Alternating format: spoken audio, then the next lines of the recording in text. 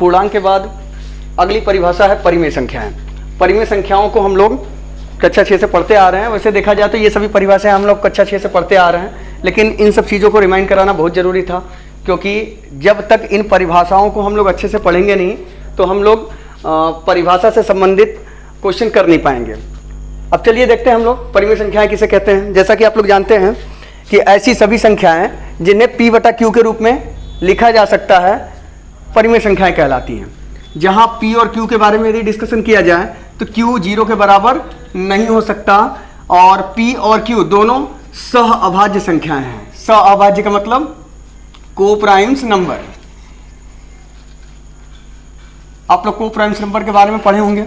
सह अभाज्य संख्याएं ऐसी संख्याएं होती हैं जिनका मस अर्थात महत्तम समापवर्तक 1 होता है। अगर HCF जिन संख्याओं का HCF 1 है वो संख्याएं सअभाज्य संख्याएं कहलाती हैं।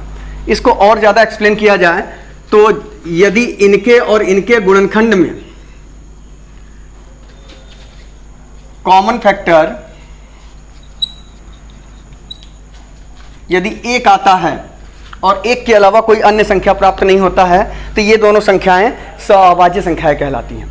यदि इन संख्याओं को हम भिन्न के रूप में लिख दें P बटा Q के रूप में और ये P Q 0 के बराबर न हो तो ये संख्या एक परिमेय संख्या कहलाती है।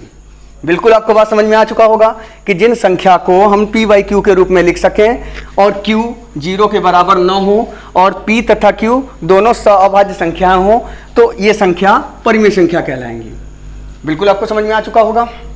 अब परिमेय संख्याओं के बारे में अगर कुछ और भी जानकारी थोड़ा सा लिया जाए तो यदि दो परिमेय संख्याओं को यदि हम जोड़ें, जैसे 2/3 है और 3/4 है, अगर इन दोनों संख्याओं को अगर हम जोड़ें तो यहाँ पर जो भी संख्या प्राप्त होगा 8, 9/12, इसको यदि देखा जाए 17/12, ये भी एक क्या होगा परिमेय संख्या होगा। अर्थात दो परिमेय संख्याओं को हम जोड़ें तो भी परिमेय संख्या मिलेगा और दो परिमेय संख्याओं का यदि हम गुणा करें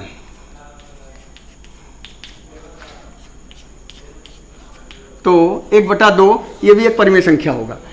उम्मीद है कि आपको भिन्न का जोड़ और घटाव गुणा भाग आता होगा, इसलिए इस चीज़ को हम थोड़ा सा एक एग्जाम्पल के तौर पे बता दिए कि यदि दो परिमेय संख्याओं को जोड़ें तो भी एक परिमेय संख्या आता है, दो परिमेय संख्याओं का गुणा करें तो भी एक परिमेय संख्या आता है। और दो परिमेय संख्याओं के बीच में अनंत परिमेय संख्याएं होती हैं। यदि हम डिस्कशन करें परिमेय संख्याओं के समूह के बारे में तो जितने भी पूर्ण संख्याएं होती हैं, परिमेय संख्याएं होती हैं,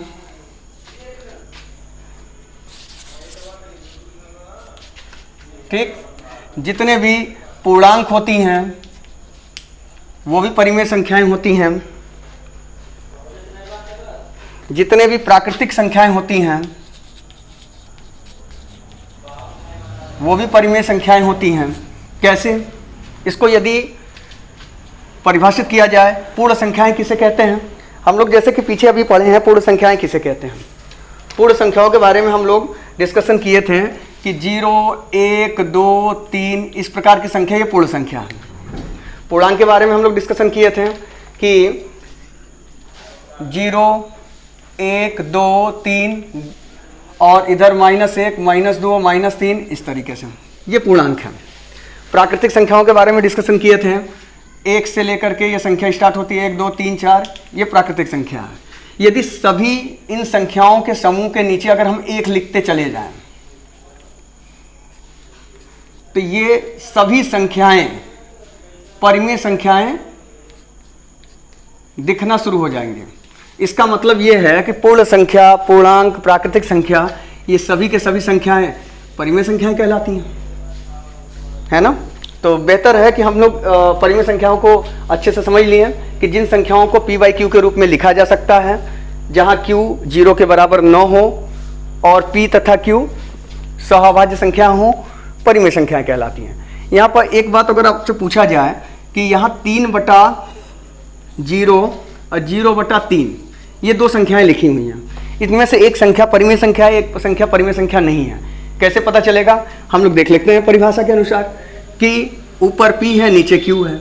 यदि हम ऊपर वाले संख्या को p कह रहे हैं और नीचे वाले को q कह रहे हैं, तो परिभाषा में दिया गया है कि q 0 के बराबर नहीं होना चाहिए। इसमें तो 0 के बराबर दिया हुआ है, इसलिए ये परिमेय संख्या नहीं है, परिमेय नहीं है। और जबकि ये संख्या परिमेय है, अर्थात p 0 हो सकता है परंतु q 0 न हो, तो ये परिमेय संख्या कहलाएगा। बहुत अच्छे से ये बात समझ में आ गया होगा।